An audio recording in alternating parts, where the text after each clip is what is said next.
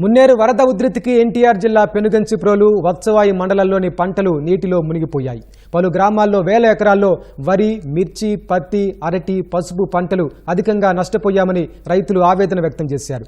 మున్నేరు వాగుకు ఆలూరుపాడు సమీపంలో గండిపడడంతో వేమవరం, ముచ్చింతాల, అనిగండ్లపాడు వద్ద రహదారులు పూర్తిగా ధ్వంసమయ్యాయి.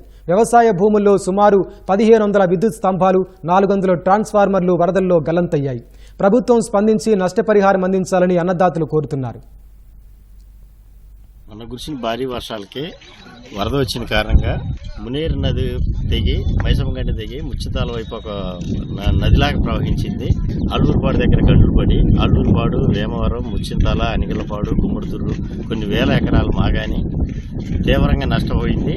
అదేగాక పూర్తిగా మేటలు పెట్టి మాక్సిమం 70-80% పనికి రాకుండా పోయినాయి. ఈ మేటలు తీయడానికే సుమారు ఎకరానికి ₹1,00,000 ఖర్చు అయ్యే పరిస్థితి ఉంది. గండ్లు విపరీతమైన గండ్లు పడినాయి.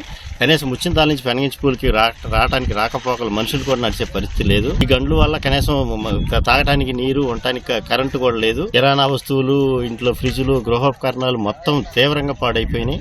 ఇంకో నెల రోజులకి చేతికొత్తదనంగా ఎట్లాంటి వాతావరణం వచ్చింది. రైతులందరూ తీవ్రంగా నష్టపోయారు. మునేరు కాలువ రిపేర్ చేసి మేటలకి తీయడానికి ఏదైనా ప్రభుత్వం నష్టపరిహారం ఇచ్చి రైతులను ఆదుకుంటే తప్ప లేకపోతే రైతులు కోలుకునే పరిస్థితి లేదు. మునేరు ఉధృతం అవటం, వరద ఎక్కువగా రావడం వల్ల కాలువ గడ్డ తెగటం, వరద అంతా కూడా పొలాల మీద పడి అట్ల మొత్తం నష్టమైనవి. ఇసుక మేట వేసింది, రోడ్లు కూడా ధ్వంసమైనవి. కాబట్టి రాష్ట్ర ప్రభుత్వం వెంటనే రోడ్లు మరమ్మతు యుద్ధప్రదర్శన చేయాలా. వ్యవసాయం కరెంటు మోటార్లు కూడా పడిపోయినాయి. మొత్తం అగ్రికల్చర్ నుంచి ముందు కరెంటు మోటార్లు ఇవ్వాలి రైతాంగానికి నష్టపరిహారం ఇవ్వాలని చెప్పేసి రాష్ట్ర ప్రభుత్వం కోరుతా ఉన్నాం.